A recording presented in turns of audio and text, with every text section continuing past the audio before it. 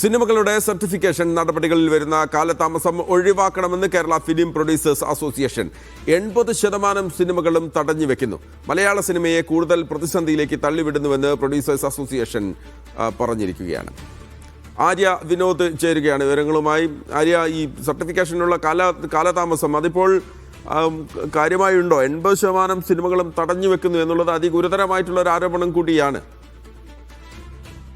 തീർച്ചയായിട്ടും മഹേഷ്, ഇപ്പോൾ വലിയ ഗുരുതര പ്രതിസന്ധിയിലേക്ക് മലയാള സിനിമയെ തള്ളിവിടുന്നു എന്നുള്ളതാണ് കേരള ഫിലിം പ്രൊഡ്യൂസേഴ്സ് അസോസിയേഷൻ ആരോപിക്കുന്നത്.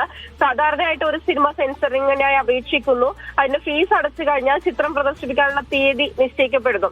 അന്നേ ദിവസം റീജിയണൽ ഓഫീസറുടെ നേതൃത്വത്തിൽ ആ ചിത്രം കണ്ട് വിലയിരുത്തുകയും ചെയ്യുന്നു. തുടർന്ന് നിർമ്മാതാവിനെ വിളിച്ച് ചിത്രത്തിന് സർട്ടിഫിക്കറ്റ് അറിയിക്കുന്നു. അടുത്ത ദിവസം സർട്ടിഫിക്കറ്റ് കൈമാറുന്നു. ഇങ്ങനെയായിരുന്നു ചെയ്തു വരുന്നത്.